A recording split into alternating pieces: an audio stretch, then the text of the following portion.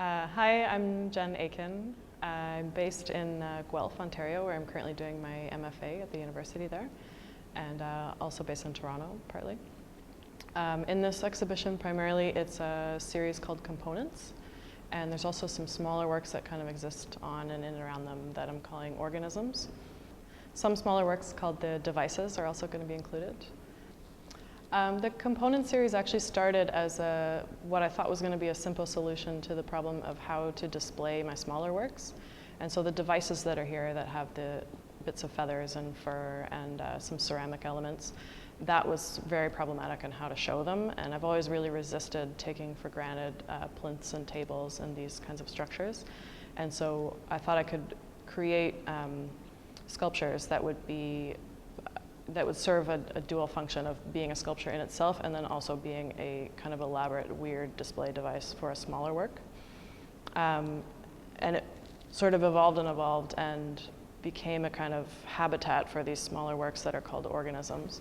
They're created using a system that I appropriated from the French-Swiss architect Le Corbusier. In the 50s, he invented his own system of measurement and proportion that he called the modular. And so I've appropriated that and just really simplified it and into a kind of fixed set of rectangles and circles. And I can arrange these into geometric forms and assemble them. And that way, when the forms are together, they can be assembled in all kinds of different configurations and fit together or just relate to each other without having to plan for that. It's sort of embedded in the system that I'm using. I came to sewing through my education in fashion design, which was an excellent, at Ryerson University, and there was an excellent education there in pattern drafting and technical sewing. And so that's really my skill base, and my sensibility comes through the fashion design rather than a hand sewing craft area. For a while I was using fabric without any sort of armature underneath, and then as I started making sculpture, this process of creating these sort of rigid geometric armatures and then stretching strange fabrics like spandex and vinyl over top started to work for me. For the components, the like fabrics are all machine stitched together, and then so that the outside is sort of like a shell, and the cutaways where the spandex is sort of an inside, and where these two different kinds of fabric meet, that stitch is hand sewn to sort of highlight that meeting place of inside and outside. I think the overall theme of the show is a really exciting one, and that all the artists here are using traditional craft processes in a very contemporary way, and any of the works here could exist also quite easily in a number of other discussions, and we're invited in this exhibition to look at the relationship between these works and these artists in relationship to craft. And I don't think anyone here needs to get or necessarily is stuck in that discussion, which is that's what makes the work contemporary art, that it's more open-ended than that. My name is Lynn, and I have a studio and live in the interior of BC, about an hour outside of Nelson in a small community called Winlaw. The pieces that are included in this exhibition are a piece called Berry Scoop, which is a new piece completed last year, another large piece called Hand Plow, and the large installation that you see behind me entitled Tools as Artifacts. I'd say that the themes are they largely reference my interest in function, and so I've always sort of approached work that way, being interested in everything from archaeological objects that would have been fashioned out of stone, architectural features and so forth. And so that's sort of where I draw my vocabulary from. Then there's also this very more immediate interest in historical objects, i.e. within the last 100 years, when many things were still done by hand. And many tools were still hand tools. So that's generally what's fed this body of work, is sort of that interest in those types of tools, those tools that were really quite obscure, tools that I'd look at and think, what was that used for? Of course, it's easy to look at something and say, yeah, that was a screwdriver, same as we have today, but In a great many cases, there were tools that I will look at and say, I have no idea what that is, you know. So then from there, it was an easy step to say, well, I'm going to then take it a step or two further and further abstract. So there were points of departure where it would just sort of set me free. Over time, my work has evolved to the point where we're now pretty well focusing on two materials, working with two quite disparate materials, metal and glass, in this case bronze, cast bronze and glass. I think I've been interested in the combination of material, metal and glass, since about 1990. When I started combining metal at that time, I was using cast aluminum. Cast aluminum has a certain, well, it has a certain language. I'm quite clear that, at least for me, all these materials have a language, and it's my job to find out what that language is, how far I can take it, what it can do for me in terms of what I'm trying to express. The combination of glass and bronze then was sort of a natural extension when I just sort of started realizing that actually I could express more ideas casting bronze than I was able to casting aluminum, and it's not as toxic either. So there was that factor. But for me, very much a part of it is combining the two disparate materials, this juxtaposition of fragile and solid, you know, is part of what I'm exploring, you know, an unlikely pairing, if you will. Now, in terms of the glass processes, I work with a variety of processes.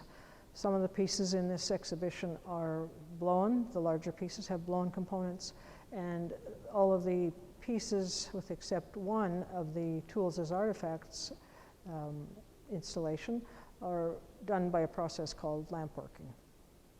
So lamp working is basically, it's scientific glass blowing. So we've all seen people either in the science labs or at the mall making those ships where they have a small Bunsen burner and the rods of glass, and the glass is basically heated very intensely with the Bunsen burner, and in this case then it's manipulated, it's bent, it's flattened, and then ultimately I cut it to length, I sandblast it, I might drill holes in it, but that's the process that does the initial forming. You could say that the techniques are more traditionally based, but as I said, it's the job of every contemporary artist to sort of bring a fresh interpretation to those materials. My name is Tang, and I am based in Vancouver, British Columbia, but that's only as of recent. I've lived all throughout BC, but in August of last year, I moved to the big city.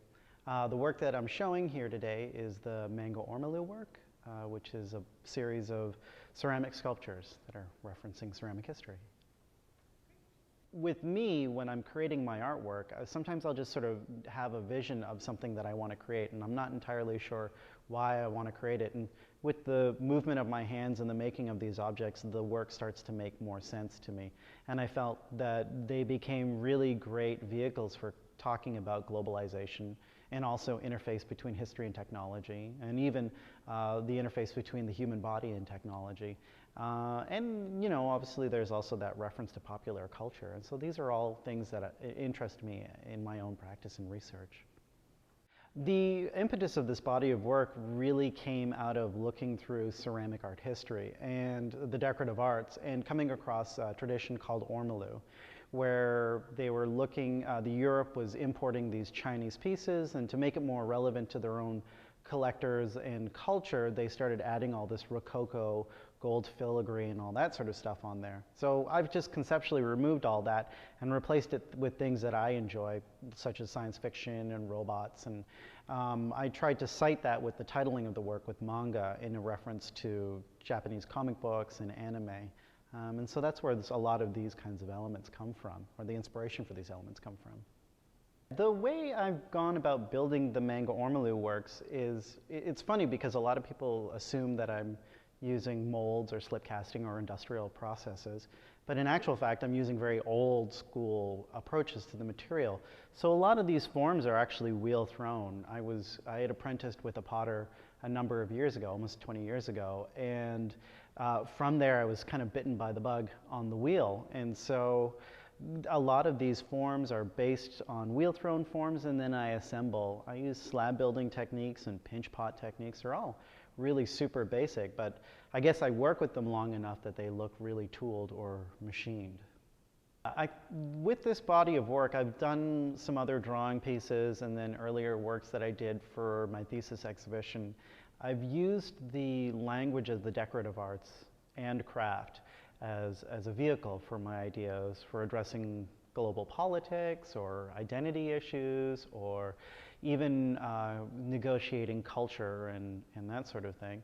And I feel that I like tapping into the decorative arts because for a lot of us, we have this kind of background. The decorative arts is in the background of our psyche, and people enter it really easily. There is no pretense for holding them back. There's a lot of times I've gone into an art gallery, and I know friends of mine who have not gone to school as long as I have, and we all just kind of scratch our head because the work might be too obtuse. But I find if sort of tapping into the decorative arts, it's almost in the same way that Andy Warhol used popular culture. It helps sort of draw the audience in and bring them in, and I find it's a nice place to negotiate and to sort of secretly get people's attention. So they might come up to the object and be like, oh, this reminds me of my grandma's tchotchkes up in her shelf, and then they're just like, wait a minute, what am I looking at here? And I like that a lot.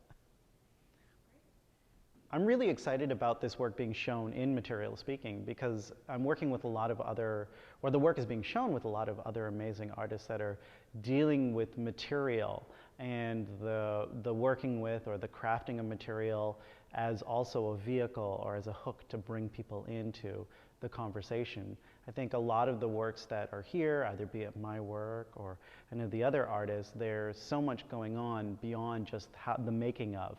But the making of really draws people into it, and it's a real eye candy show, for sure.